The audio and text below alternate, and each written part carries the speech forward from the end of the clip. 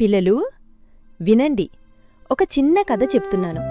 అనగనగా ఒక పెద్ద అడవిలో ఒక తోడేలు ఉండేది. అది చాలా శక్తివంతమైనది, కాని కొంచెం తెలివి తక్కువ. అడవిలో దొరికిన జంతువులను చంపి తిని జీవించేది. కాని కొన్నిసార్లు ఎంత వెతికినా ఆహారం దొరికేది కాదు. అప్పుడు రాత్రిపూట అందరూ నిద్రపోయిన సమయంలో ఆ అడవికి దగ్గర్లో ఉన్న గ్రామానికి మెల్లిగా వెళ్ళి మేకలను చంపి తీసుకెళ్లి తినేది.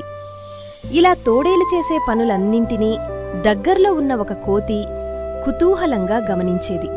ఒకరోజు తోడేలు, "నేను ఎలాంటి తెలివితో మేకలను పట్టుకుంటానో తెలుసా?"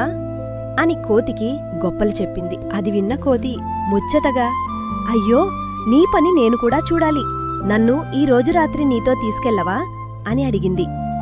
తోడేలు అంగీకరించింది. రాత్రి ఇద్దరూ ఎవరికి తెలియకుండా గ్రామానికి వెళ్లారు. కాని ఊరివాళ్లు మేకలు మాయమవుతున్న విషయం గమనించి ఆ రోజు రాత్రే కొందరు యువకులు కాపలా కాయడానికి అక్కడే దాక్కున్నారు. తోడేలు మేకల దగ్గరకు వెళ్లగానే ఆ యువకులు గమనించారు.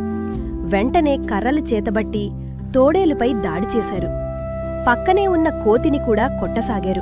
భయపడ్డ కోతి ఏడుస్తూ, "అయ్యో, మీ మేకలను తినడానికి వచ్చినది నేను కాదు, ఆ తోడేలు.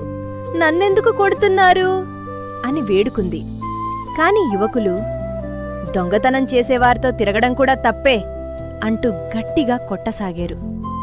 అదృష్టవశాత్తు ఒక్క అవకాశం దొరికింది.